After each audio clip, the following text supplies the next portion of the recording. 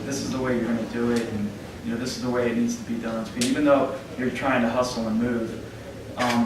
And then also be sensitive to difficult scenes, like a crying scene. This stuff's hard. Everybody, the whole camera department's behind it, and you call action and you're wanting the person to cry, and you got somebody going, where's Mountain Dew? Things like that on set. You got to be sensitive to your actors, and if they trust you. And then the other thing I really like was the communication, the honesty. I will be honest with you. I'll never say, oh my gosh, that sucked, we got to go again. But I will say, okay, you know what? That wasn't quite there yet. Let's do this, because they know when I say you got it, and I'm clapping. They look, because they don't look at anybody else. When I call cut, they look to me, because everybody else is doing their own little department, and rightly so. The only one that matters is the directors. Did the director like? And the director says, that's it. The actors, their demeanor is there. So that would be. Yeah, going back to what you said about taking actor class, it's also important to know what type of actor you're dealing with, because there are a lot of different methods and styles. Yeah. I mean, there are some people that are like really hardcore Daniel Day-Lewis, Yeah. Christian Bale types, Yeah. and who will spend months living in a cave somewhere just to prepare for the role. And there are people like, Laurence Olivier and Anthony Hopkins who they think rehearsal is a complete waste of time. And there's everything in between. And I was working on a set, and I knew I had a Meisner actor, and he did something that was a little bit, I needed to tone it down, and just to communicate, I just said, you're indicating. And he knew what that meant, not somebody who wasn't a Meisner actor wouldn't know what that means, but if you know their craft as well as you know your own, you're going to be better off with them. And then just you just got to get them comfortable. No, I think that's precisely, you hit the nail on the head. It's because so many different actors are drawing their experience from completely different places. You need to be able to communicate to them on the same level as them. So on the other hand, from what you mentioned, you'll have character actors who don't want to hear about their past and where they're thinking and all the rest of it. They just want to know physically how to act. They sometimes prefer a demonstration if you can show them what to do, which is something I try and avoid doing. But if you can spend time with your actors to try and figure out the best way that they prefer you to communicate to them, that's probably the best you can do. Everything they know. Well, let's start down there. I feel bad. So I'm assuming we have at least a few writer-directors. Okay, I figured, generally, at least to some level, everybody's written and directed. Do you have any advice on that, on bringing your concept out, when you're kind of you almost have to fill the producer role as well when you're a writer-director, because it's you bringing it out. But just advice on getting that out there from that side. On evoking through the direction and onto film what was written? I was thinking more of the nuts and bolts, having to...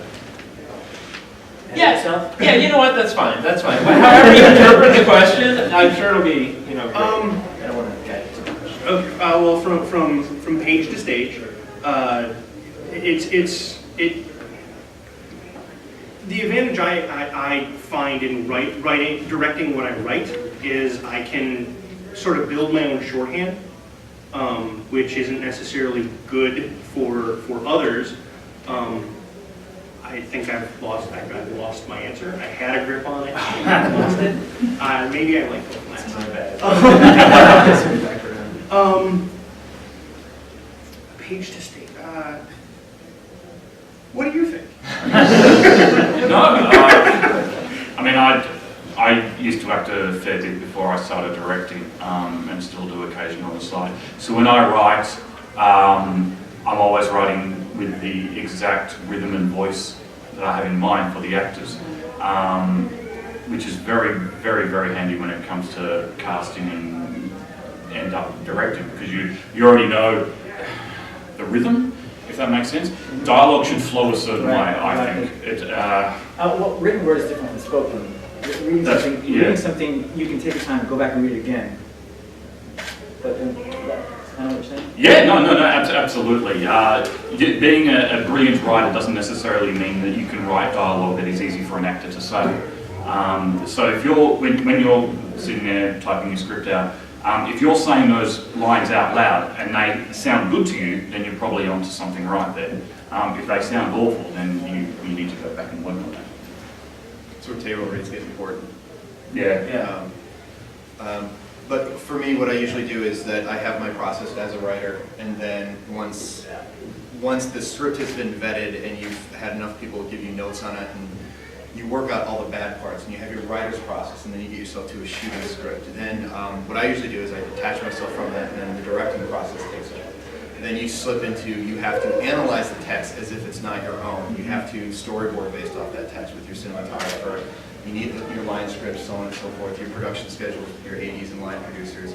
And then, you know, the writer part of you just kind of goes away. And, So true.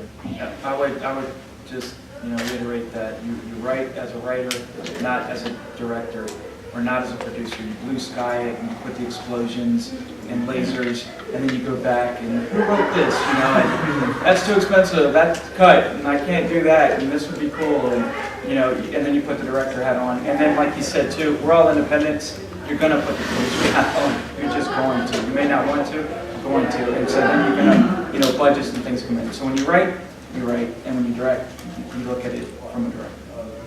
Absolutely, and also I would say, remember that you're writing for a visual medium, because a lot of people get lost in the words, and you want to put the visual aspect in there. It's like, it's writing with images, you're expressing images with words. So, don't.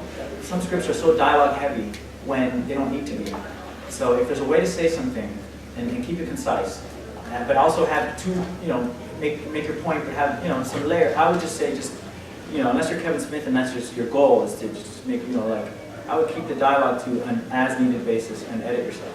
I would also add that, you try to write to excellence though, like use the resources. It should look like a screenplay, not some, craziness that's just up on a board, so that when you hire those seasoned department heads, they can take it and they know what to do with it. Because if you're just writing out there and you're like, well, I'm going to direct the thing, forget it. And that's just lazy and sloppy, and another reader can't come in and help you. And so and there's free things out there. There's a great one called Celtx, CELTX.com. If you don't know what that is, most of you guys are shaking your head yes, which is great.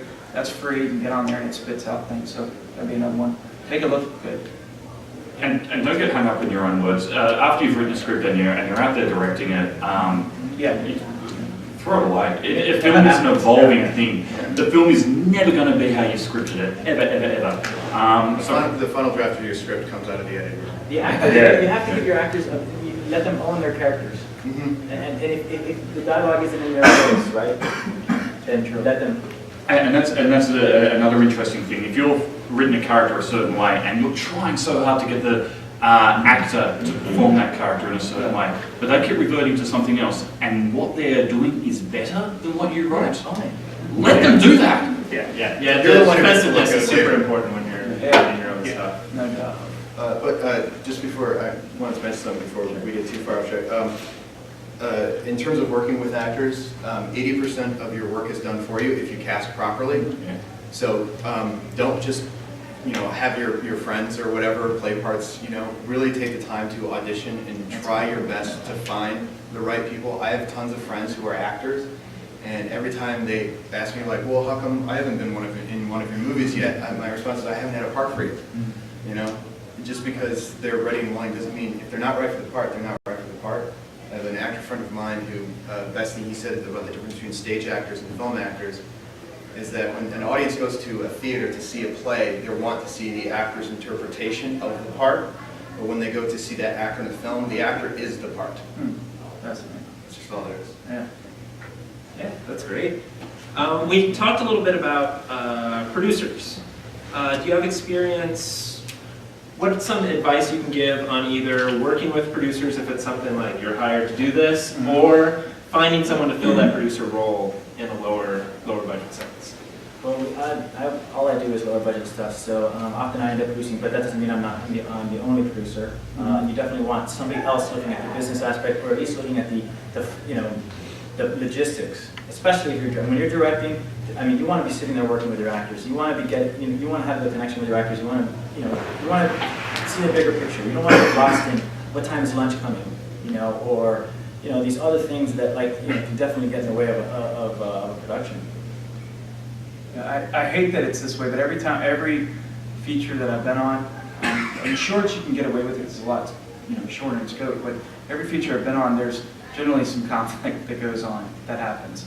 And I hate that it's there, but it's there. And if I was a director and I was hired by a producer, I've seen producers come in and then, halfway through, it's like they're thinking themselves, you kind of see it, like, they think, man, I could do that. I think I'm kind of going to direct through them. Mm-hmm. So they start to control the director, and the director's like, man, you hired me to do this. So to have that frank conversation up front, I think is key. You as a director or wanting to be a director, to talk to your producer of what that looks like and what that means. And when conflict does arise, what we could do to kind of work through that on the front end, because when it does happen, and it will happen, you don't want your producer yanking you. And there are creative producers. Yeah, There are, unfortunately. yeah.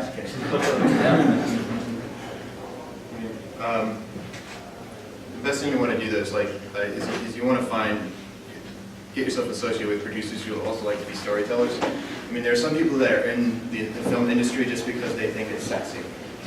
That's their whole goal in life. But if you have a producer who really wants to tell a really, really good story, and they're really hard on you as a director, like they're constantly telling you, they'll give you a thumbs up sometimes, and then sometimes they'll look at you and be like, what are you doing? This isn't strong enough. You do have to listen to creative producers sometimes. They are, in fact, your boss. Even though you like to think, I'm the director, it's my vision, whatever. The producer's still your boss, especially if that producer hired you. Oh, that's the whole difference between my case. I get hired a producer now. And it's just, it's an interesting relationship, but you do have to be upfront. I mean, those boundaries have to be set. Like, if you're the kind of director where you don't want a producer whispering in your ear on set, you need to let that producer know that up front when they're hiring you. Because if they say, I want to whisper in your ear, you both will probably know right then and there that's probably not a good relationship to get started. Yeah. I don't know if there's much advice I can offer here because my producer's my friend. So pretty much all the content that we create, we decide and agree that this is the content we're going to create. Good partnership. Yeah, it's a great partnership. He's so awesome. He's come to Gen Con with me. He's over there. But I think it's important that you're on the same page as the producer, so that you're both actually making the same content. It's no good if you're not creating the same content, then you're going to be in trouble, and you might not be the man or woman for the job for that producer. So maybe it's important sometimes to recognise that and let them know that as well. I actually have the exact same relationship with my producer who's sitting right in front of yours. The benefit I've had with my producer is I can sometimes start going a bit gonzo with my ideas, and he is really good at reining me in. No, we can't do that, and that's just not feasibly possible. And so we work together. I guess the relationship was. It takes several days sometimes to get out.